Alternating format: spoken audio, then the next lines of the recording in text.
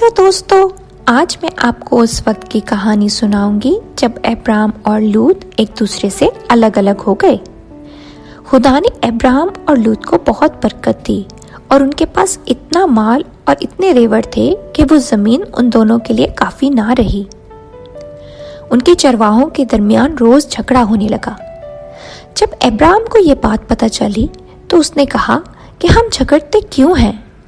उसने लूत से कहा, तू अपनी नजर उठा और जिस तरफ तू जाना चाहे वो जमीन तू रख ले और मैं दूसरी तरफ चला जाऊंगा। लूत ने अपनी नजर उठाई और यरदन की हरी भरी जमीन अपने लिए चुन ली और वो उस तरफ चला गया और बाकी जमीन अब्राहम ने अपने लिए ली और खुदा पर भरोसा किया। खुदा को अब्राहम की ये बात बहुत पसंद आई कि उसने उस पर भरोसा किया और खुदा ने एक बार फिर से उससे वादा किया। खुदा ने कहा, तुम मशरिक, मगरिब, शुमाल, जनूब की तरफ देख, मैं तुझे हर तरफ बढ़ाऊंगा और मैं तेरी औलाद को जमीन के जर्रों की तरह कर दूंगा। इस कहानी से हमें क्या सबक मिलता है?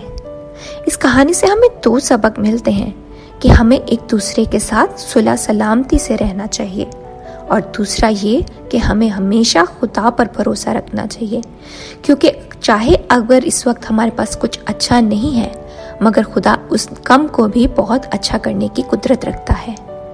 ठीक है दोस्तों, ओके बाय।